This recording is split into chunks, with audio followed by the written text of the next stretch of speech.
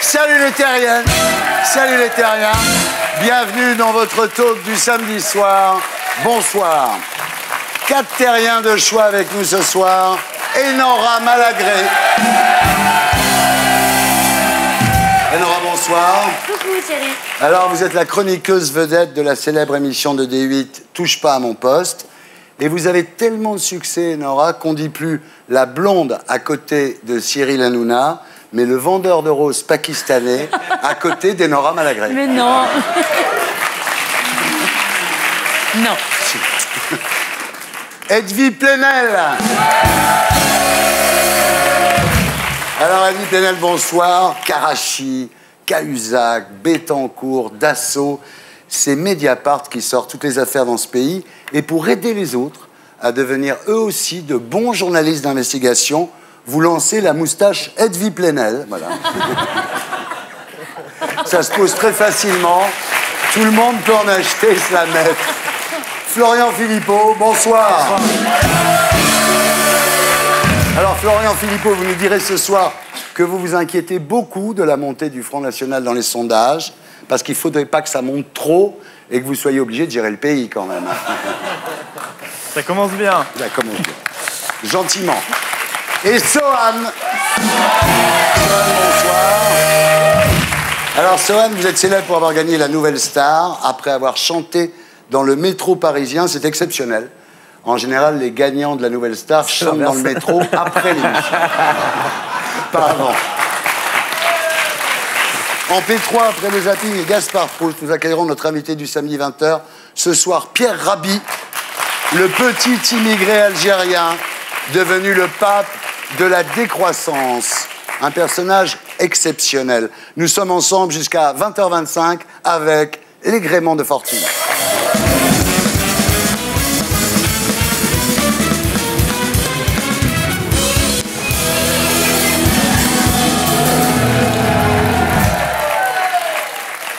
Alors, Edwy Plenel, rebonsoir. Bonsoir.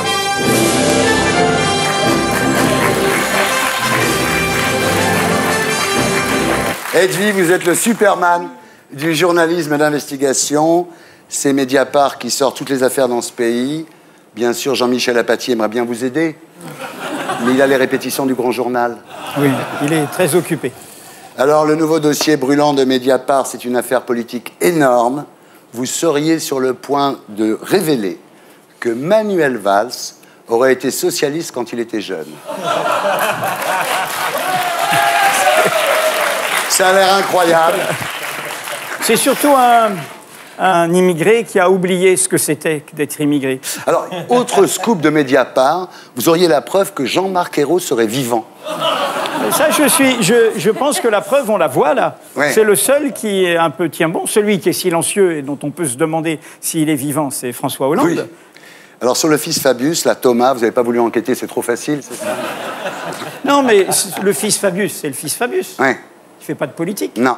Nous, on s'intéresse aux affaires publiques, pas aux affaires privées. Alors, la seule grosse affaire que vous n'ayez pas sortie, c'est la liaison entre François Mitterrand et Christine Bravo. Là, cette fois, c'est elle qui a balancé. Sérieux? Ouais. Alors, on veut bien tout pardonner à Mitterrand. Pétain, la Francisque, Bousquet, les écoutes, le Rainbow Warrior. Mais bravo, quand même. Vous saviez pas? Non, j'ai pas elle qui l'a suivi. dit. Je suis mauvais sur tous ces coups-là. Ouais, vous êtes pas Vous devriez faire Mediapart People. Écoutez, en fait, je cherche quelqu'un dans le club participatif de Mediapart. Ouais. J'ai trouvé le titre, c'est un peu macho, je veux dire, je voudrais l'appeler Chez le coiffeur, Ouais. et qu'on fasse le people rigoureux, Ouais. avec les petits bruits sérieux, recoupés et tout. Mais il n'y a personne pour faire Là, ça. Bravo, elle a dit que c'était pas vraiment vrai, tout ça. Enfin, elle est un peu revenue sur ses dires. Vous saviez pour Bravo et le maréchal Pétain? Non, vous n'étiez pas au courant. Remarquez, au début de son mariage, Jacques Chirac aurait eu une aventure avec Bernadette. Alors. Donc, passons aux choses sérieuses, mon cher Edwy. Le pari de Mediapart est gagné. Il s'accompagne d'une rentabilité à 2 chiffres. Et là, c'est le drame.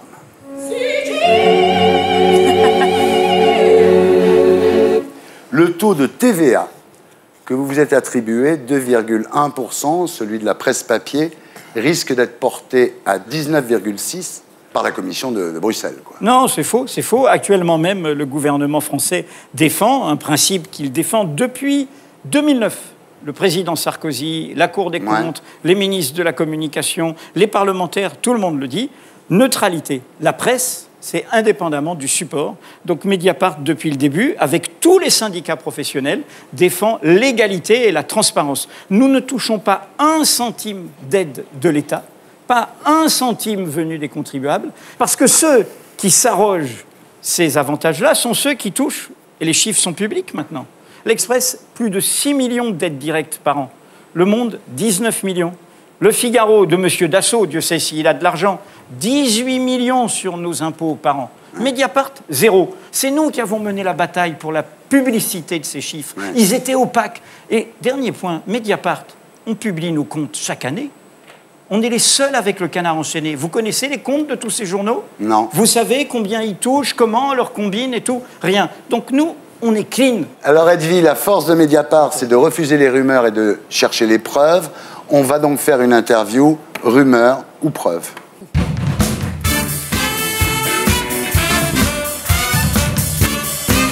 Nicolas Sarkozy est innocent dans l'affaire Bettencourt. Rumeur ou preuve? Preuve que cette formule est fausse. Ouais. Nous l'avons expliqué. Ouais. Les juges d'instruction ne sont pas là pour dire si on est innocent ou coupable, c'est le tribunal qui le décide. Ils sont là pour dire s'il y a des charges et si elles sont suffisantes. Dans le cas de M. Sarkozy, nous avons publié tous les attendus. Ils ont dit oui, il y a des charges, mais nous estimons qu'elles ne sont pas suffisantes pour l'envoyer devant le tribunal. Donc il n'est pas vraiment innocent. Il n'est ni innocent ni coupable. Il y a des charges, mais elles ne sont pas suffisantes. Ben voilà. Chacun juge. Kadhafi a financé la campagne présidentielle de Nicolas Sarkozy en 2007. Rumeur ou preuve? Preuve. Mediapart l'a démontré, a donné les documents, bien sûr. François Hollande est incapable de prendre des décisions. Rumeur ou preuve? Non, il prend des décisions, mais il ne prend pas les bonnes. D'autres ministres que Cahuzac ont des comptes en Suisse. Rumeur ou preuve? Probable, mais pas prouvé.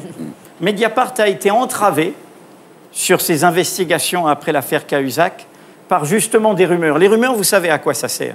À faire dire, ils sont en train de chercher dans telle direction, et du coup, faire taire les sources. Vous avez vu ce qui est passé sur la source essentielle de l'affaire. Le banquier Condamin Gerbier, mis en prison. Il a dit qu'il n'y avait plus rien, lui. Non, non, il n'a pas dit ça, c'est pas vrai. On l'a rapté, l'État suisse l'a rapté, parce qu'il a tout révélé. Et ce qu'il a révélé, les juges travaillent dessus. Mais on l'a mis au trou, au gnouf. Et donc, attention, la rumeur est une façon de tuer l'information. Serge Dassault a acheté des voix à Corbeil-Essonnes. Rumeur ou preuve? Preuve à la puissance 1000. Mediapart. Oui, j'ai entendu quand il dit, écoutez, c'est pas mon problème, Younes devait vous donner de l'argent. Si vous ne l'avez pas donné, c'est pas de ma faute. Mais là, il s'agissait d'1,7 million. Vous vous rendez compte? Un milliardaire, industriel, fabricant d'armes, sénateur, patron de groupe de presse, qui, pour avoir ce statut d'élu, prend les quartiers populaires avec un immense mépris, parce que c'est des montants où on gagne avec M. Dassault de la main à la main plus que dans le trafic de drogue. Et vous savez la suite quand même, c'est que quand on achète, c'est comme dans un polar. Eh bien, les gens, tu m'as redistribué l'argent? Ah ben non, tu ne l'as pas. Ça, Et qu'est-ce qui se passe? Eh bien, on défouraille. Les gens qui ont piégé M. Dassault, il y en a un qui a eu 3 balles dans le buffet quand même. Exact. Vous l'aviez prévu? Oui. Eh bien, très bien. Voilà, Edwy Plenel, Mediapart. Enora Malagré. Rebonsoir. Je connais personne d'autre au monde qui s'appelle Enora. Ça fait marque d'assouplissant, mais... Ça veut dire mère nourricière en breton. Oh, que c'est beau. Alors, je suis désolé. Alors, vous êtes donc, Enora, la révélation télé de l'année. Comme quoi, il y a encore de la place pour des jolies blondes aux yeux bleus avec des gros seins. C'est rassurant. C'est ça, Thierry, merci. D'ailleurs, maintenant, quand on dit la blonde de David, c'est plus Laurence Ferrari, c'est vous. Non, quand même pas. Laurence reste la top woman de David. Oh, bah oui. Quelle humilité. Alors, Enora, vous avez la réputation de dire ce que vous pensez, mais rassurez-nous, est-ce que vous pensez vraiment ce que vous dites? Malheureusement, oui. Alors, vous avez déclaré il y a quelque temps que votre pire ennemi, c'était De Chavannes. C'est pas la cellulite, plutôt, non? Mais Non, attends, C'est quoi ce Edwy, macho, là? elle allume tout le monde toute la semaine. Mais donc, t'es sérieux, mais ça va pas, gros Quoi? macho dégueu. Gros là. macho. Non mais ça va pas. Et de Chavannes, en fait, vous dites c'est mon pire ennemi, j'ai travaillé chez lui, c'était horrible et tout. Non, lui j'ai dit, jamais lui dit que je j'ai la connais pas, travaillé cette chez lui. fille. Je l'aime pas, j'ai le droit de pas aimer les gens. Alors, en revanche, concernant Antoine de Caunes, Oui. vous dites avoir eu envie de chialer Ouais. en le voyant interviewer Nabila. Oui. C'est pas le fait que le grand journal soit à 500 000 de plus que touche pas à mon poste qui vous donne envie de chialer, non? Non, on est ravis, ça marche, le Grand Journal. C'est nos grands cousins, on est super contents, mais c'est vrai que ça nous a un peu surpris qu'ils reçoivent Nabila. On est une émission média, on parle de toutes les émissions. Et la folie de Canal, la folie de Rodolphe Belmer, d'Ara Prikian, c'est quand même de nous laisser dire tout ce qu'on pense, C'est génial. Bah, c'est même bien. de ne pas être tendre avec des émissions cousines. Il y a aussi le patron de Télé 7 jours qui bosse là-bas, Ouais. Thierry Moreau. Thierry Alors lui, Moreau. il espère avoir le prix Albert Londres depuis qu'il a découvert que TF1 avait diffusé un épisode de Dr House qui n'était pas celui annoncé dans Télépoche. Ah, c'est pas... Il a besoin de la moustache, hein. Parce qu'il y a plus de trucs à dire sur la télé, là. Alors, Enora, vous dites tout, hein. Vous dites « je suis sans filtre ». Et récemment, vous avez dévoilé que vous étiez bisexuel. Alors, j'ai une phrase de Woody Allen pour vous. Le bisexuel a quand même 2 fois plus de chances de ramener quelqu'un quand il sort le samedi soir. Mais c'est bien pour ça. Mais voilà, c'est un appel d'offres, en fait. Mais je suis quand même pas autant galère. Non. Ça me semble important de le dire. Voilà. Ça peut aider aussi des gens. Ça peut décoincer... Hein, Flo Vous êtes pas bi, vous? Non. Non, vous êtes pas bi? D'accord, je voulais savoir, juste. Alors, on va passer maintenant à la vraie Enora. Oui.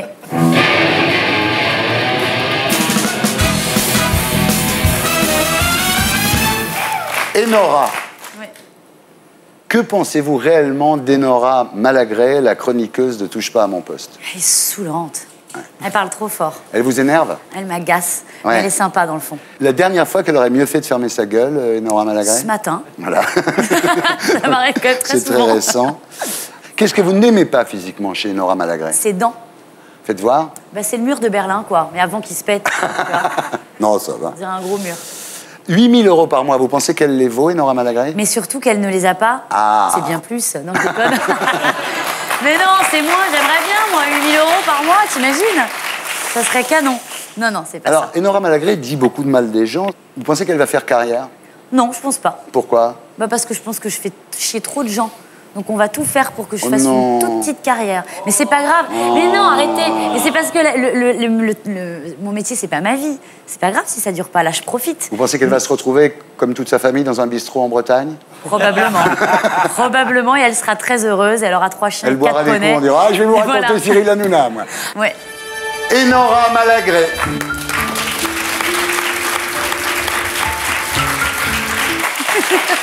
Voilà, c'était la fin de SFT. On se retrouve après la pub pour discuter de l'actualité de la Terre. À tout de suite.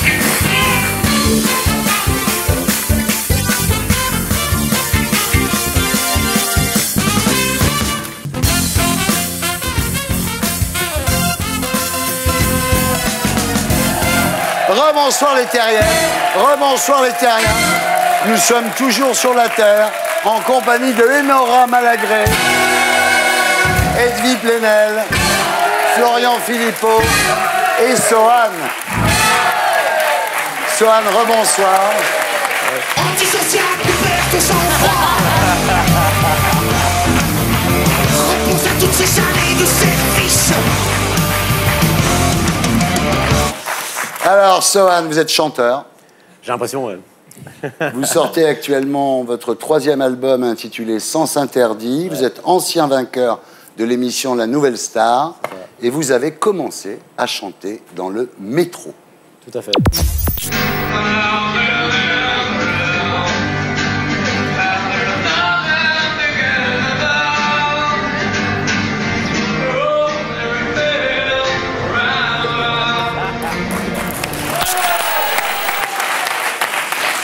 Alors, il faut donner combien à un chanteur dans le métro pour pas passer pour un salaud, en fait? Non, mais sérieux, sérieux. Bah, c'est cool de. À partir de 50 centimes, on est content, quoi. À 50 centimes, ça va. Ouais, parce qu'une fois, il y a Vincent Delerme qui est passé dans le métro, je balance, j'aime bien. Et il y a Vincent Delerme qui est passé, il m'a acheté une pièce de 2 €, et par contre, dans le cas de Vincent Delerme, je vais jeter dessus, quoi.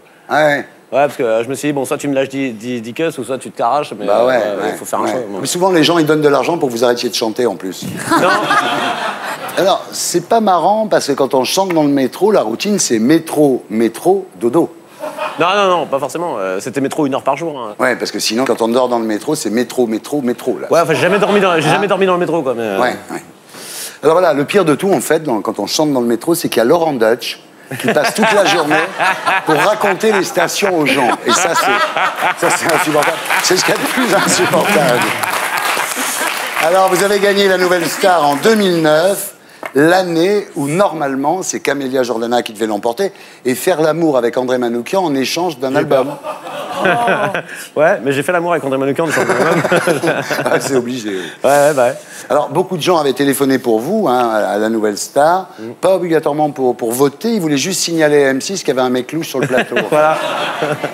Voilà, après votre victoire, alors Manoukian a déclaré « C'était génial de voir des mémés fans de lui.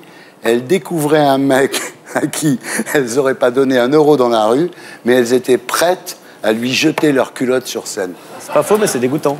Ouais. Il y a des gens qui téléphonent pour savoir s'ils peuvent vous offrir des fringues, non? Elles sont très bien, ces fringues. Moi, j'aime bien. Florian? Bien. Ça vous fait... À Forbach. Chacun vient comme il est. Hein. À Forbach. Chez Ardisson. Ouais, elle est bien cette phrase. Alors, Sohan, vous sortez votre 3e album, qui s'appelle Sens Interdit, avec comme premier single Me laisse pas seul, Ouais. avec la demoiselle inconnue. Ouais. Évidemment, tous les cons vous demandent qui c'est, mais bon. Ouais, voilà. Qui c'est? Non, mais bon, elle s'appelle Camille en vrai. Ouais. Mais non, c'est quelqu'un. En fait, c'est un peu l'équivalent féminin de moi qui aurait compris comment pas se griller un peu. Alors, c'est un album plus positif que les précédents, hein. Bah, faut dire que le premier Ouais. parlait de la mort et le deuxième de la mort de votre meilleur ami. Donc, ça pouvait être Ouais. que plus positif, en même Ouais, temps. c'est même plus que ma meilleure amie. C'était Ouais. voilà. Et je suis sûr qu'elle est contente que je sois là parce qu'elle vous aimait bien aussi. Bon. Bon, on regarde à quoi ça ressemble. Comment revenir à ton luciole au fond du vin, j'entends rien à te dire. Faudra bien que ça ne mène à rien. Laisse allumer pour les fantômes. On est bien dans ton home, sweet home. Fais comme chez toi jusqu'à demain. Faudra bien que ça ne mène à rien. Laisse allumer pour les fantômes. On est bien dans ton home, sweet home. Voilà, Sohan, Me laisse pas seul, extrait de son dernier album, Sens Interdit, c'est pas mal, hein? Alors, Sohan, on vous a souvent reproché, Eric Nolot le premier, d'être un rebelle marketing. On va voir si c'est vrai ou si c'est faux. On va faire un trash test.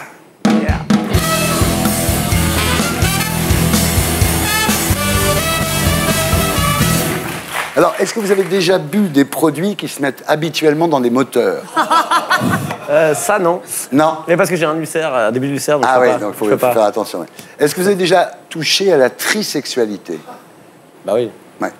Non, mais c'est plus marrant, quoi. Est-ce que vous avez déjà frappé une fan? Non.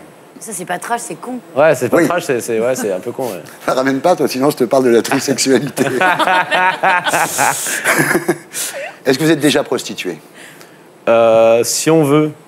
Je me faisais héberger par une meuf qui avait plus de thunes que moi Ouais, en ouais. échange de services, quoi. on va dire. Ouais, ouais. Bah, c'est une forme de prostitution. Ouais, ouais, mais moi j'assume, hein, je m'en fous. Hein. De toute façon, quitte à baiser une connasse, autant qu'elle fasse un peu un truc utile. quoi. Oh, c'était pour la vanne, je rigole. Est-ce que vous avez déjà porté un slip en cuir? Non, mais je suis pas très slip. Ah oui, moi non Ouais, plus. ouais, mais je sais. Est-ce que vous avez déjà porté des menottes ailleurs que dans un commissariat? Surtout en commissariat, mais ailleurs aussi, ouais. Bon. Est-ce que vous avez déjà fait des sex tapes? Oui. Bon, il a tout fait. Je crois qu'il est assez trash quand même. Hein. Est-ce que vous avez déjà sucé le talon aiguille d'une femme? Ah, non. Non. Ah bah écoute, Il y a d'autres C'est sorties, ce soir. C'est ce soir. Non, non. Mais j'ai d'autres idées. Est-ce que vous êtes déjà rasé tous les poils? J'ai tenté une fois, mais ça brûle. Ouais. C'est horrible. Non, Est-ce c'est que vous pas êtes bien. déjà auto-mutilé? Ouais. Ouais. En fait, c'est-à-dire qu'à un moment donné, l'existence m'était pas très supportable et que donc, du coup, j'avais une aiguille pour coudre le cuir et je me faisais ça d'un coup Ouais. sur l'épaule. Ouais. Parce que du coup, ça calme tellement que d'un coup, on n'a plus qu'envie de se coucher, quoi. C'est vraiment, on est... Vous êtes assez trash, hein. Le test est réussi. Nolo a tort. Antisocial, perd ton sang-froid. Repose à toutes ces années de service. Florian Philippot, rebonsoir. Bonsoir. Vous êtes vice-président du Front National. Vous êtes énarque. Vous êtes le seul au FN à être énarque. Non. Ah bon? Plus maintenant, non. Parce que sinon, en cas de victoire, vous auriez été ministre de tout. Alors, vous avez été, avant, chevènementiste. Comment avez-vous pu vous retrouver au FN? Vous avez piqué votre pain au chocolat, vous aussi? Hein? Non, mais j'en suis très fier. Mais Je très préfère bien. largement avoir été chevènementiste que Sarkozy, vous voyez. Vous êtes toujours gaulliste, en fait. Ah, moi, j'ai toujours été gaulliste. D'accord. Mais alors, qu'est-ce qui Et s'est je suis passé venu au Front National par gaullisme. Qu'est-ce qui s'est passé? Mais Ça partait bien, voilà, à la base. vous avez dans la tête des idées fausses sur le Front National, mais c'est pas de votre faute. Parce qu'il y a eu beaucoup de ça va, caricatures ça t'a pendant Il y a des des années. gens comme Edwy Plenel qui des vous ont beaucoup caricaturé aussi. C'est pas grave. Vous savez, pour savoir ce qu'est le Front National, Oui. c'est comme une voiture. Vous soulevez le capot pour aller voir si le moteur est bon. Il Ouais. faut soulever le Philippot. C'est la Libye. C'est la Libye. C'est la Libye. Il vient, il est propre sur lui, il est énarque et tout. Bah, je dirais alors, soulevez la moustache et vous verrez le militant. Le militant particulier. Difficile de la soulever. Difficile de la soulever. Et il n'y a plus de journaliste, il y a le militant Non, politique. il a des convictions. Bon, Florian Philippot, vous avez été l'artisan de la dédiabolisation du FN. C'est empêcher Jean-Marie Le Pen de sortir de sa maison de retraite. Non, mais la dédiabolisation, pour moi, elle est finie, vous voyez. Ah oui, ça y est. Ah ouais, on est dans l'étape d'après. Ah, d'accord. L'étape d'après, c'est l'accession au pouvoir. Il y a un truc qui vous chagrine quand même, c'est quand on vous appelle extrême droite, vous dites le FN n'est pas un parti d'extrême droite. Ils le savent, les militants, ça? Parce que ça va pas leur faire plaisir, hein? Non, mais non seulement ils le savent, mais ce sont les premiers choqués et peinés par ça, vous voyez. Nous sommes aujourd'hui défenseurs de la nation. Alors c'est vrai que dans une petite caste médiatico-politique, c'est pas très à la mode la nation. On n'aime pas la nation, on n'aime pas les idées patriotes, on préfère l'Union européenne, on préfère l'ouverture totale des frontières, mais d'ailleurs économique, migratoire, financière, toute l'ouverture totale des frontières. Voilà. Marine Le Pen a accepté à demi-mot qu'on dise national populiste. Non, elle n'a pas accepté qu'on dise ça. Je veux dire, le but quand on dit populiste, c'est de dire démago. Oui. Tout le monde l'a compris. En même temps, ça montre qu'on a un sacré mépris pour le peuple. Vous vous appelez comment alors? Vous avez une politique patriotique, nationale, que la gauche n'a pas. Vous avez une politique sociale que la droite n'a pas. Donc vous êtes socialiste et Mais vous national. m'avez fait exactement la même démonstration la Mais dernière oui, mais fois. personne ne le dit. Les journalistes français Dites la passent même leur chose du temps général de Gaulle. à ergoter sur le fait que vous soyez extrême droite ou pas. Vous êtes socialiste national, je vous l'ai déjà dit, je vous le répète On ce sait soir. très bien ce qu'il y a derrière ce terme. Mais ce qu'il y a derrière, Mais- écoutez, c'est la vérité. Je vais vous dire, à ce moment-là, dites ça du général de Gaulle. Il avait une politique économique et sociale infiniment plus sociale que celle du Parti socialiste aujourd'hui, qui est ouvert à l'ultralibéralisme. Et il avait une politique nationale, oui, Oui. il défendait la nation Bah oui. française. Ça fait pas de lui un nazi. Edwy, un mot sur l'appellation. Comment doit-on appeler le Front National, à votre avis, évidemment? Bien sûr que c'est une formation d'extrême droite. C'est une PME familiale, le Front National. Les révélations de Mediapart sur le micro-parti de Madame Le Pen, elle prête micro-parti, Mais des micro-partis, il il y en a s'appelle... dans tous les partis, monsieur Plenel, si vous êtes honnête. c'est nous qui les avons révélés. Mais c'est pas un scandale. Dès que je dis quelque chose qui C'est est légal. important, Monsieur C'est Philippot légal. m'interrompra. Retenez bien ça. Il fois que c'est en ce s'appelle, sens. il s'appelle Jeanne, ce parti. Ouais. Vous savez ce qu'il fait? Il a prêté 450 000 € au Front National pour la campagne électorale. À quel taux, tous ceux qui ont des prêts bancaires? 7%. 7%. Imbattable. Et du coup, près de 20 000 € dans les caisses du micro-parti de Madame Le Pen. Et alors, contrôlé c'est pas par les qui? caisses de Marine Par Le le Pen, même hein. Florian Philippot. Il y a 180 adhérents dans le micro-parti de Madame Le Pen. Vous voyez ce que ça veut dire? Il faut que les militants du Front National sachent ça. C'est tous les copains, c'est tous les copains qui étaient avec Madame Le Pen à Assas, du GUD et autres qui contrôlent les finances. Et enfin, on en parlera tout à l'heure. Quelle est l'histoire de l'extrême droite dans notre pays depuis Maurras? Depuis la fin du 19e siècle, c'est, encore une fois, dire aux Français ce mensonge. Vous avez des problèmes, eh bien, on les résoudra en s'attaquant aux étrangers. Les premières affiches du Front National, vous vous en souvenez, il n'y avait pas beaucoup de chômeurs à l'époque. On disait, leurs affiches, c'était tant d'immigrés, tant de chômeurs. Supprimez les immigrés, il n'y aura plus de chômeurs. C'est un mensonge. Ça fait 40 ans qu'on entend ça. 40 ans qu'on fait cette bataille contre l'étranger en bouc émissaire. Ça a résolu nos problèmes? Ça a résolu nos problèmes d'Europe, nos problèmes de précarité, nos problèmes d'identité. C'est un mensonge total. C'est une imposture totale. Ça n'a rien pu résoudre puisque nous n'étions jamais au pouvoir. Donc, mais déjà, votre les démonstration est fausse. vous contaminez les autres forces politiques. politiques. Monsieur Plenel, votre petit show, c'est bien, vous êtes donné bonne conscience, vous avez mis votre petite pièce dans la machine à morale. Je débat des vôtres. Je vais vous dire une chose. Débattez. Vous n'avez pas besoin d'insulter les convictions des autres. Pas. Parce que quand on nous dit vous êtes haineux, je vous assure que le plus haineux ici, c'est pas moi. Ça se voit. Chacun, les téléspectateurs jugeront. Alors apparemment, dans votre parti, il y a des gens qui ne savent pas encore que le parti n'est plus un parti d'extrême droite, comme cette fille qui a traité Christiane Taubira de singe. Elle ne savait pas. Elle a été... Non, mais on ne lui avait pas dit. Nous avons mis 3 heures pour l'exclure. Je sais quand M. Bourdoulex a dit des choses épouvantables à l'UDI contre les Roms, l'extermination, Hitler, etc. Ils ont mis 1 semaine pour l'exclure. Bien. Ce qu'on peut dire, c'est que toute la presse vous soutient, en tous les cas. Vous avez vraiment... Cette presse-là. Cette presse-là. Voilà. C'est dingue. C'est dingue, non? On ne pourrait pas dire que c'est nous, d'ailleurs, qui mettons maintenant les questions d'immigration dans le débat. Non. Ils les mettent, regardez, ces derniers temps. Valls, Copé. Pourquoi ils mettent les questions dans le débat? Parce qu'ils voient bien que c'est une préoccupation qui monte dans l'électorat et qu'ils essaient de courir après nos électeurs. Non, mais c'est ça. Mais donc, vos électeurs, mais vous venez de vous griller tout seul. C'est-à-dire que vos électeurs, oui, sont les gens qui pensent ça. Qui pensent immigration nationale, qui pensent dehors l'étranger. C'est les gens qui pensent ça parce que vous qu'il faut maîtriser l'immigration. Pourquoi vous volez vos voix? C'est des conneries. On va en parler. On va en parler puisqu'on passe maintenant à l'actualité de la Terre avec l'édito de Blacko et c'est François Gémen, spécialiste des flux migratoires, que nous retrouverons sur ce plateau après le Magnéto. Ce soir, nous nous poserons la question immigration et si ce n'était que le début. Moi, je suis pas une chienne. Après l'affaire Leonarda, qui a mis la France dans tous ses états, cette semaine, c'est Copé qui ajoute de l'huile sur le feu. Les enfants nés en France de parents illégalement installés sur le territoire français ne peuvent pas devenir automatiquement français. Être né sous le signe de l'Hexagone, c'est pas ce qu'on fait de mieux en ce moment. Faut dire qu'en ce moment, la peur de l'étranger est un thème porteur dans l'opinion.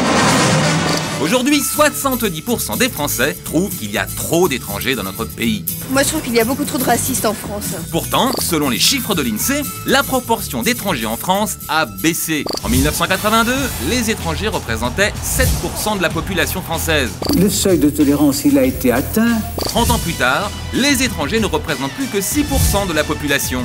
Mais curieusement, moins il y a d'étrangers en France, plus les Français trouvent que les étrangers sont trop nombreux. Difficile de mettre en cause le manque de fermeté des autorités françaises. Il y a une dizaine d'années, sous Jospin, la France expulsait 9000 étrangers par an. L'an dernier, Valls a expulsé 36 000 personnes, 4 fois plus de monde. Aujourd'hui, les seuls immigrés qui réussissent à nous émouvoir un peu, ce sont les naufragés de Lampedusa. C'est pas l'homme qui prend la mer, c'est la mer qui prend l'homme. Ta-ta-ta. Pour un peu, on serait prêt à ouvrir grand les bras pour tous les accueillir. Mais bon, faut être raisonnable. Comme disait Michel Rocard... Nous ne pouvons pas héberger toute la misère du monde, ce n'est pas possible. Désolé les gars, c'est pas de gaieté de cœur, mais va falloir qu'on vous repousse à la mer. Pourtant, la France est toujours prête à voler au secours des opprimés. La preuve, Hollande était à 2 doigts de bombarder Bachar el-Assad pour sauver les victimes de la tyrannie. En revanche, quand il s'agit d'accueillir des réfugiés, c'est une autre histoire. Sur les 3 millions de Syriens qui ont fui leur pays, la France en a accueilli 500. Pas mal. Sauf qu'en Suède, alors qu'ils ne sont même pas 10 millions, ils ont accueilli 17 000 réfugiés syriens. Alors forcément, dans un pays qui a peur des immigrés comme de son ombre, quand on parle des réfugiés climatiques, il y a de quoi se taper une bonne crise d'angoisse. D'ici 2050, entre 200 et 500 millions de terriens seront chassés de l'endroit où ils vivent à cause du réchauffement de la planète. Pourtant, on ne devrait pas paniquer. Sur le long terme, la vraie menace pour l'Europe, c'est la crise démographique. Sans l'apport de l'immigration, d'ici 2060, l'Union comptera 70 millions d'habitants de moins qu'aujourd'hui. Ça a l'air d'une blague, mais bientôt, le vrai problème en Europe, ce ne sera pas qu'il y a trop d'immigrés. Au contraire, c'est qu'il n'y en aura pas assez. Voilà, c'était l'édito de Blacko, mise en image de Julien Grappe. François Gémen, bonsoir. Vous êtes docteur en sciences politiques, spécialiste des flux migratoires. Bienvenue parmi nous. Alors, l'immigration Et si ce n'était que le début, alors on va commencer par l'Afrique, ils sont 1 milliard, ils seront bientôt 2 milliards. Il y a des guerres, il y a des troubles dans le Sahel. L'immigration africaine va s'amplifier. Est-ce que vous êtes d'accord avec le sénateur Marini qui dit on regrette Kadhafi parce qu'au moins lui, il avait signé un deal avec Berlusconi, ce qui empêchait tous ces gens-là d'arriver d'Afrique. Vous êtes d'accord avec Marini? C'est pas une idée de le regretter ou pas. Je veux dire, effectivement, de toute façon, la situation aujourd'hui avec les islamistes et la charia au pouvoir est pas du tout appréciable pour les Libyens. Mais il est vrai qu'il y avait des accords. On sait qu'il y avait des accords et qu'il il empêchait une immigration encore plus massive vers l'Union européenne, notamment vers l'Italie. Bon. Edwy? Vous savez, il y a une déclaration universelle des droits de l'homme qui a été adoptée en 1948. Dans l'article 13 et l'article 14 de cette déclaration universelle, il est énoncé 2 droits fondamentaux de l'homme. Le premier, c'est de pouvoir circuler. Toute personne a le droit de circuler librement et de choisir sa résidence à l'intérieur d'un État. Et le deuxième, c'est le droit d'asile. Devant la persécution, toute personne a le droit de chercher asile. Et vous oubliez un droit important, c'est le droit à l'immigration. On dit aussi toute personne a le droit de quitter son propre pays. Et j'allais y venir parce que c'est le propre de l'homme, c'est de pouvoir bouger. Arrêtons d'avoir peur. Sous votre contrôle, actuellement, je crois que c'est au maximum 3% de la population mondiale qui vit hors de son pays de naissance. Au maximum. Donc, résolvons comment nous affrontons ces problèmes, comment nous discutons de ces problèmes, mais arrêtons de croire que l'on va non seulement empêcher des gens de venir, avoir peur de 40 000 personnes à Lampedusa quand on est un continent de 600 millions d'habitants. François, l'Afrique, est-ce que c'est un réservoir d'immigration qui va se lancer sur l'Europe? Bien sûr, et heureusement. Aujourd'hui, on a absolument besoin de l'immigration africaine en France et en Europe, partout ailleurs. En 2011, sur les territoires français, il y a eu à peu près 265 000 nouveaux immigrants, à peu près 50 000 Européens. Une partie de ces immigrés étaient naturellement des immigrés qui venaient du Maghreb, à peu près 30-35%, 10% d'Afrique subsaharienne. Et dans le même temps, il y a eu 200 000 Français qui sont partis. Ce qui veut dire que la France se viderait si nous n'avions pas l'immigration. Moi, je veux faire exactement l'inverse. Je voudrais que les Français, et notamment les jeunes talents, restent. Et pour cela, il faudrait relancer la machine France, parce qu'aujourd'hui, elle n'est pas très attractive, c'est vrai. Et puis, pour le reste, si vous voulez, quand vous dites l'immigration massive qui vient, c'est vrai.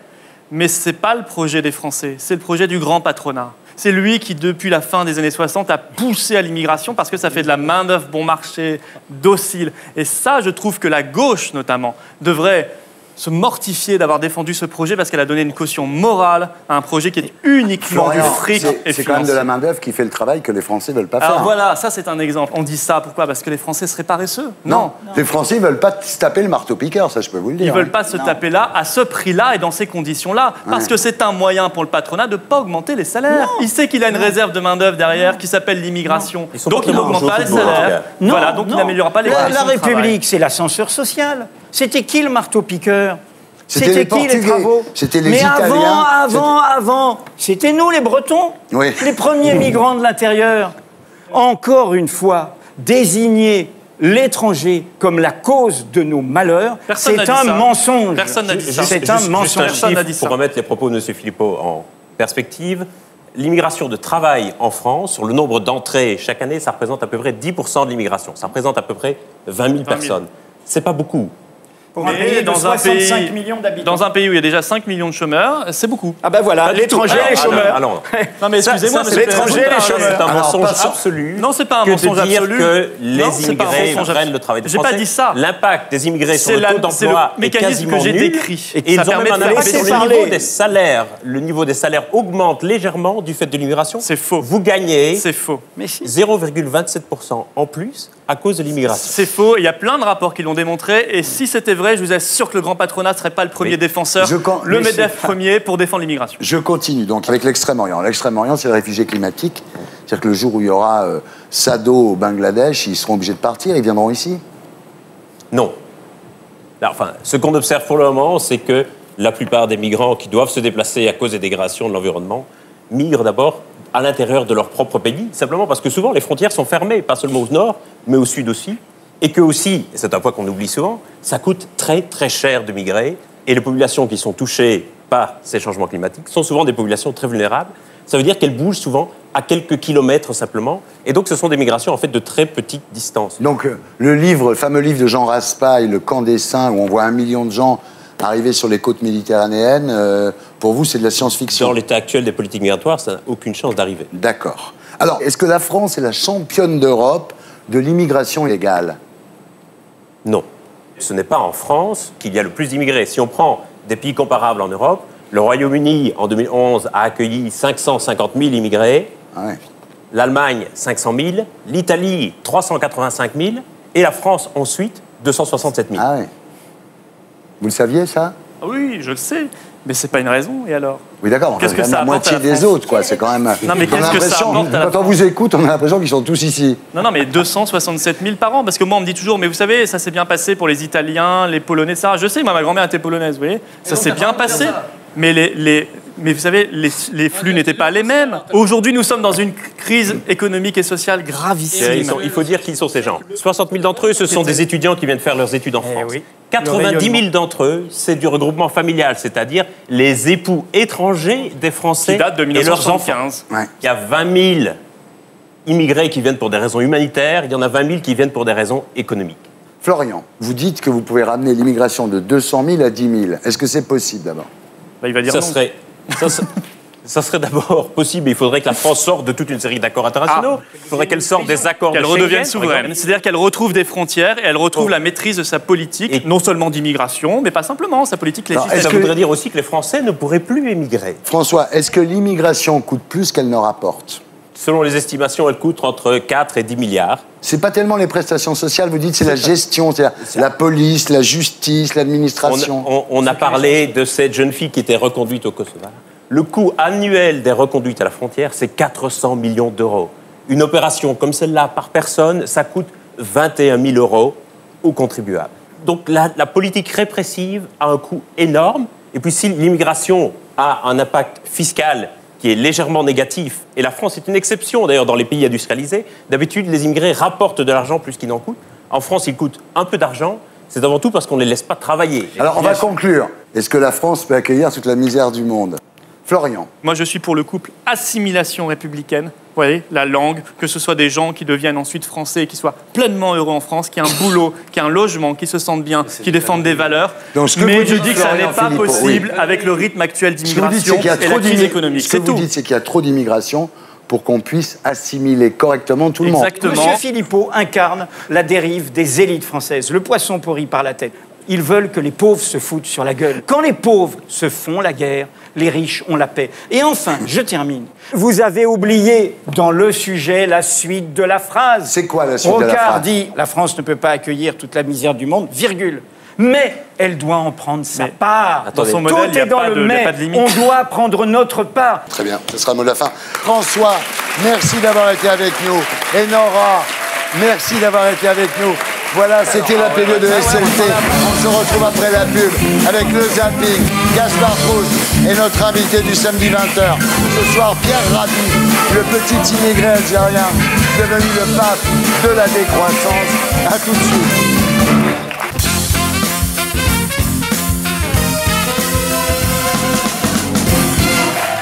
Bonsoir les terriens. Bonsoir les terriens. Nous sommes toujours sur la Terre, en compagnie de Edwy Plenel, de Florian Philippot, de Sohan, et nous accueillons notre invité du samedi 20h, ce soir, Pierre Rabhi. Bonsoir. Alors Pierre Rabhi, au début des années 60, vous arrivez d'Algérie, et plutôt que de vous abrutir dans un travail à l'usine pour pouvoir goûter aux joies de la modernité, la télé, le frigo, la machine à laver, vous décidez de vous installer en Ardèche, dans une ferme, sans eau courante, sans électricité. Un demi-siècle plus tard, vous êtes devenu mondialement célèbre, vous publiez des livres, vous donnez des conférences, vous faites des films. Vous êtes, Pierre, aujourd'hui le pape de la décroissance et un terrien extra. Vous nous raconterez votre histoire à 20h. Dans un instant, Gaspard Proust, mais d'abord, le zapping. C'était le zapping, et j'accueille maintenant Gaspard Proust pour « Elle est pas belle la vie ?»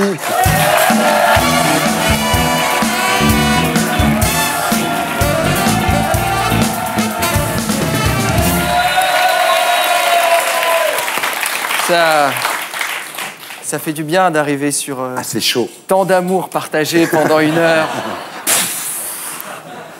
Bon, moi, je vais pas parler les sujets immigration, tout ça, non. Leonarda. Ah ouais. Non, mais la meuf, elle a déstabilisé le pays. Hein. Ouais.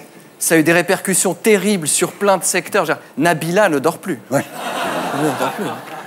Bon, c'est pas tout à fait la même chose. Contrairement à Nabila qui a choisi les paillettes, Leonarda a choisi l'école. Bon, c'est normal. Elle a quand même dû se rendre compte que pour faire escorte, c'était pas gagné d'avance, quoi, tu vois.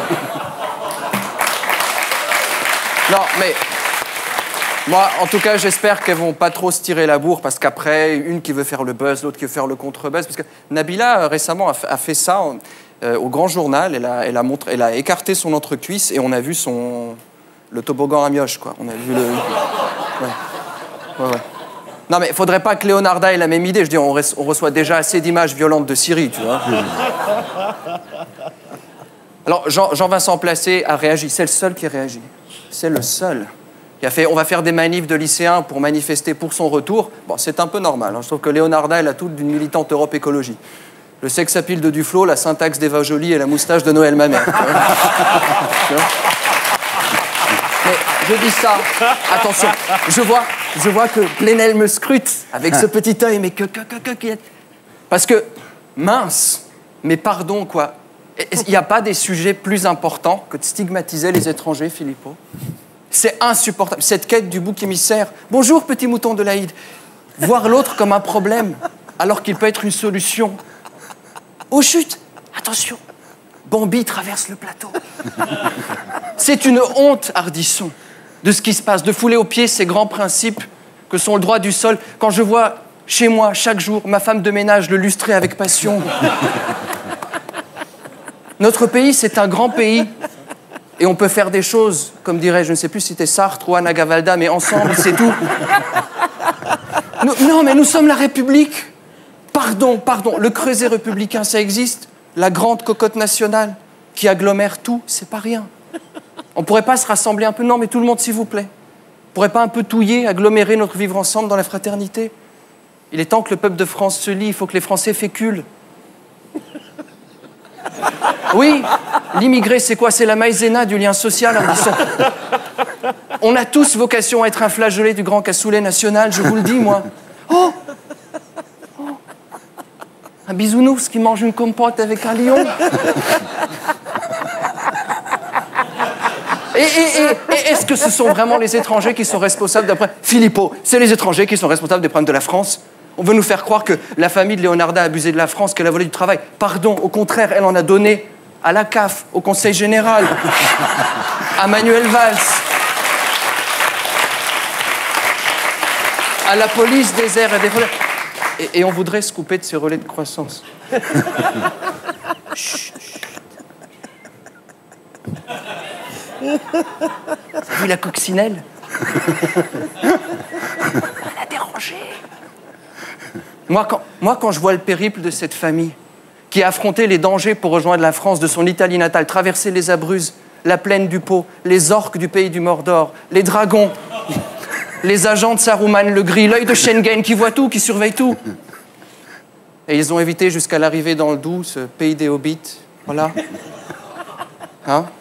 Je sais pas encore si c'est... Oui, c'est ça. C'est une licorne qui accouche. Nous, le pays de Hugo, on se refuserait à accueillir des petits Thénardier? Non, mais s'il vous plaît, les Dibrani sont innocents. Voilà une famille qui a toute sa place en France. À la télé aussi, mais pas la rubrique fait divers, mais dans une famille en or. Ou une famille en cuivre, je ne sais pas. Il faut être sérieux. Alors, on peut se poser peut-être une seule question, la seule question que personne n'a posée. Ces gens qui viennent pour intégrer un pays plus riche, qui veulent offrir à leurs enfants des meilleures écoles, qui veulent gagner plus d'argent pour progresser socialement et montrer au pays d'origine qu'ils ont réussi. La seule question que je me pose, c'est mais est-ce que la France a les moyens d'accueillir tous ces gens de droite?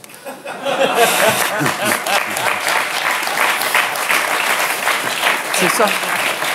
Mais passons à autre chose. International, les USA espionnent toujours et encore la France, tu m'étonnes. Avec l'affaire Leonarda, dans un monde aussi dur et triste, c'est quand même dommage pour les Américains de se priver de telles barres de rire, quoi. Bon, maintenant qu'ils ont été découverts, les Américains tremblent. Ah oui, quelles vont être les représailles? Parce que Hollande, il va... Ouais.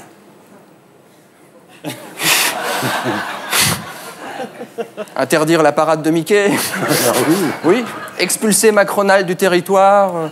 Proposer à une fille Obama de venir étudier en France, mais sans ses parents. Je sais pas. Cocasse. Un Iranien condamné à mort survit à sa pendaison. Alors, non, c'est vrai, à la morgue, il paraît qu'il respirait encore. Alors, non, ce qui est inquiétant, ça fait 40 ans que l'Occident se fait menacer par un pays qui ne sait pas faire un nœud coulant. Oui.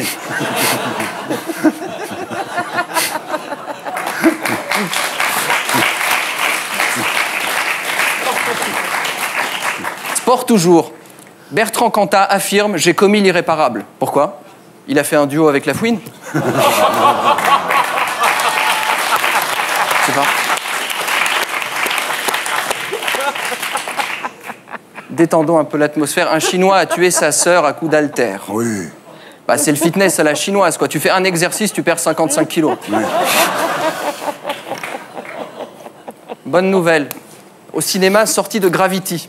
Donc Oui. c'est l'histoire de deux individus qui lévitent dans leur bulle au-dessus de la réalité. En France, on a la version longue, elle dure 5 ans. Voilà. Pas belle la vie? Bravo.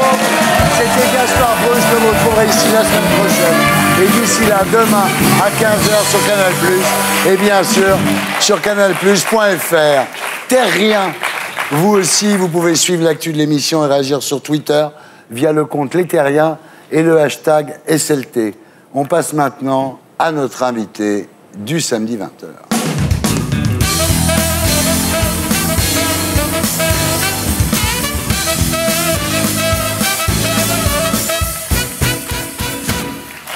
Pierre Rabhi, rebonsoir. Vous êtes né le 29 mai 1938 à Kenatsa, une oasis algérienne aux portes du Sahara. Alors, votre père est forgeron, votre mère est femme au foyer, mais votre maman meurt quand vous avez 4 ans, et vous n'avez même pas une photo d'elle. C'est terrible de ne pas avoir d'image. Oui, parce que nous avons besoin de nous situer ou de voir quel est l'être qui nous a mis au monde. Et qu'on a la sensation d'être clandestin parce qu'on n'a pas connu l'être humain, la personne, la femme qui vous a donné la vie. Alors, à la mort de votre mère, votre père endosse le rôle de maman auprès des 5 enfants du couple. Il épouse une autre femme. Et donc, il reconstitue le foyer, mais on est dans une configuration différente.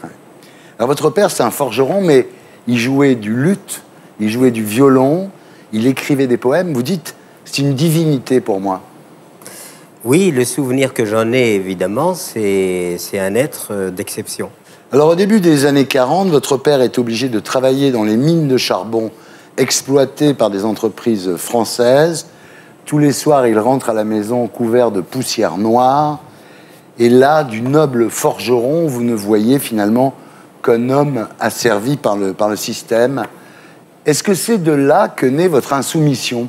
Je pense que oui, parce que la notion d'aliénation entre un homme libre, forgeron, qui fait chanter l'enclume, qui le soir chante, réjouit les autres, anime, etc., et qui finalement finit par devenir quelqu'un qui rentre tous les soirs souillé de charbon.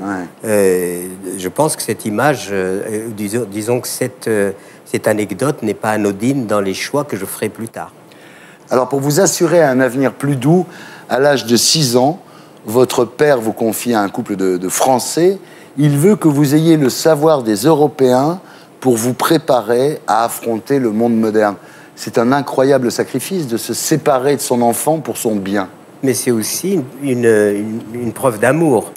Alors, vous êtes donc accueilli par ce couple de Français, catholiques, sans enfants.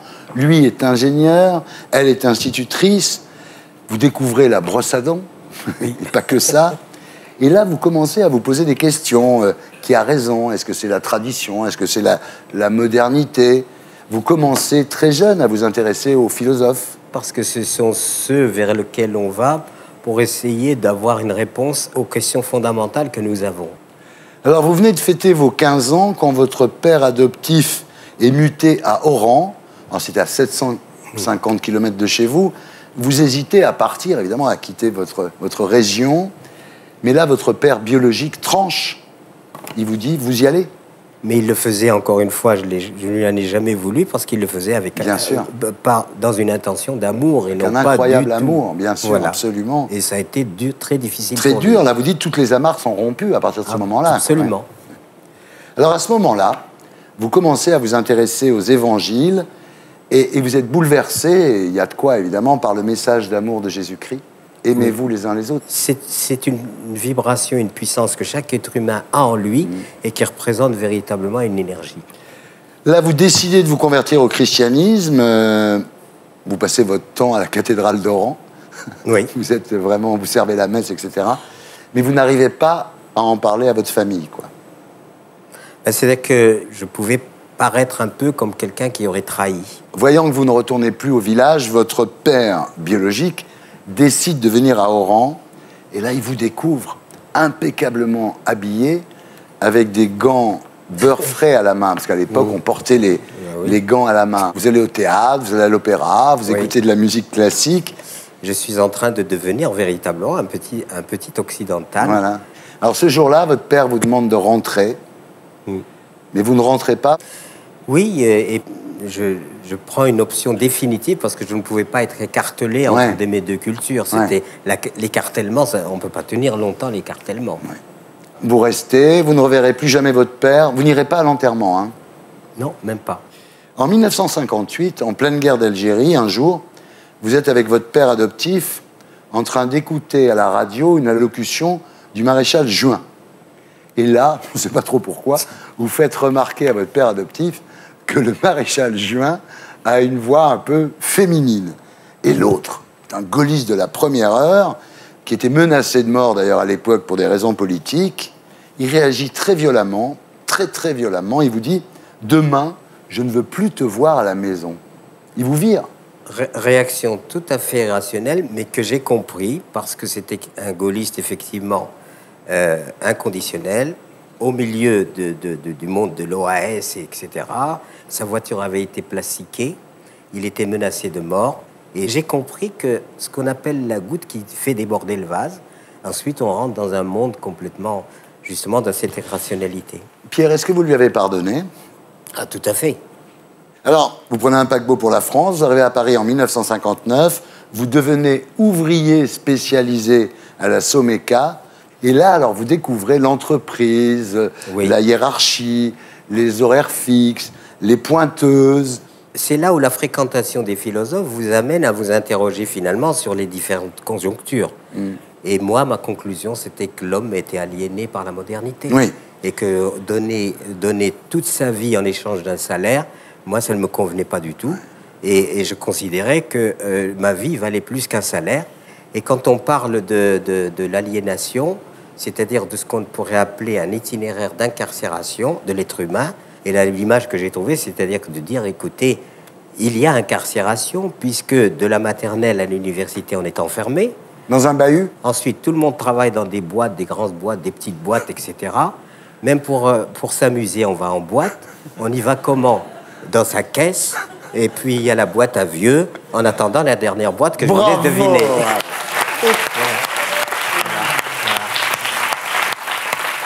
Alors voilà, bon, c'est quand même dans cette entreprise que vous allez rencontrer l'amour en la personne de Michel. Et c'est là qu'en 1961, en pleine période des 30 glorieuses, vous décidez d'aller à contre-courant de l'exode rural. L'exode rural, c'est Jean Ferrat, la montagne, hein, bon voilà. Et vous allez vous installer en Ardèche avec Michel. Mais en 61, c'est-à-dire 7 ans avant les utopies de 68 qui ont libéré tout ça. Je vais retourner à la terre et je vais me rapprocher des sources de la vie, c'est-à-dire la nature. Et comment je vais faire? Eh ben, je vais devenir paysan. Voilà. Alors vous décidez de vous installer en Ardèche et quand vous découvrez l'agriculture ardéchoise, vous êtes effondré par l'utilisation des engrais. Vous dites on est dans une guerre chimique contre la nature. Et on était dans cette ambiance de poison que l'on met dans la terre avec les engrais chimiques, poison que l'on répand dans l'environnement. Donc on n'était pas dans une voie qui me convenait puisque je n'étais pas venu pour déclarer la guerre à la vie. Voilà. Vous vous intéressez désormais à l'agroécologie, c'est-à-dire traiter la terre avec l'humus, enfin en la préservant, en la respectant surtout. et vous découvrez ce que vous appelez la sobriété heureuse, qui est une espèce de morale pour vous, finalement. Au début, vous êtes obligé de faire plein de petits boulots. Heureusement, vous faites des fromages, ça vous aide quand même beaucoup. Et puis, après 68, les idées changent et beaucoup de stagiaires commencent à vous découvrir, à venir du monde entier. Et la ferme commence à marcher. Cette agroécologie, vous allez l'exporter en Afrique, au Burkina Faso. Vous partez souvent. Vos enfants regrettent un peu de ne pas vous voir, mais enfin, c'est pour la bonne cause. Mais vous partez quand même. Bon, voilà. Et en 2002, vos amis vous poussent à vous présenter au présidentiel.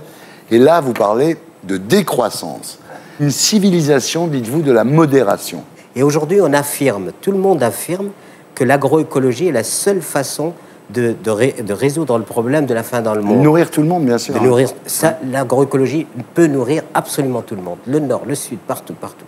L'agroécologie prend en compte le fait que rien ne se crée, rien ne se perd, tout se transforme. Donc elle entretient la vie. D'un côté, on a une agriculture qui produit et détruit, et ne peut pas produire sans détruire. Et de l'autre côté, vous avez l'agroécologie qui produit non seulement sans détruire, mais régénère, comme je l'ai fait au Sahel, avec des sols difficiles. Mais c'est une thérapie de la terre, finalement. C'est-à-dire que chaque fois qu'un paysan est formé à cela, eh ben, il participe à la régénération des sols, à la régénération de l'environnement. Alors, avant de se quitter, je voudrais dire que vous êtes aussi à l'origine du mouvement des colibris. Oui. Et je voudrais que vous nous racontiez l'histoire des colibris. Aujourd'hui, vous savez très bien qu'on est dans une espèce de marasme, dans l'incertitude totale par rapport au futur. Et dans cette situation-là, on s'est dit, alors très souvent on dit, bah, c'est l'État, c'est la politique, c'est je ne sais pas quoi qui est responsable, le bouc émissaire en permanence. Et j'ai eu la chance donc de tomber sur un petit conte amérindien qui dit qu'un jour il y a eu un grand incendie de forêt. Tous les animaux étaient atterrés, découragés, etc. Et le petit colibri, ce petit oiseau tout gracile, tout presque insignifiant mais très beau, lui, il va prendre quelques gouttes d'eau dans son bec, il les jette sur le feu et il s'active. Le tatou qui est là le regarde depuis un bon moment et lui dit « Colibri, tu n'imagines quand même pas que c'est avec ça que tu vas éteindre le feu ». Il le regarde en face et lui dit « Je le sais, mais je fais ma part ». Voilà. Je fais ma part. Ça sera le mot de la fin. Je rappelle le titre du dernier livre qui vous est consacré, Pierre Rabhi, Semeur d'espoir, entretien avec Olivier Lenaire, chez Actes Sud. Merci d'avoir été avec nous. Ça nous fait du bien. Merci beaucoup. Merci beaucoup. Voilà, c'était Salut les Terriens, votre talk du samedi soir avec Enora Malagré qu'on retrouve dans Touche pas à mon poste et sur Virgin Radio tous les soirs à 21h.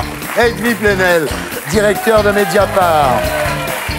Florian Philippot, vice-président du Front National, merci d'avoir été avec nous. Sohan, l'album s'appelle Sens Interdit et le single Me laisse pas seul. Merci. François Gémen, docteur en sciences politiques, et Pierre Rabhi, semeur d'espoir chez Actes Sud. Rendez-vous ici la semaine prochaine et d'ici là sur canalplus.fr. Salut les terriens.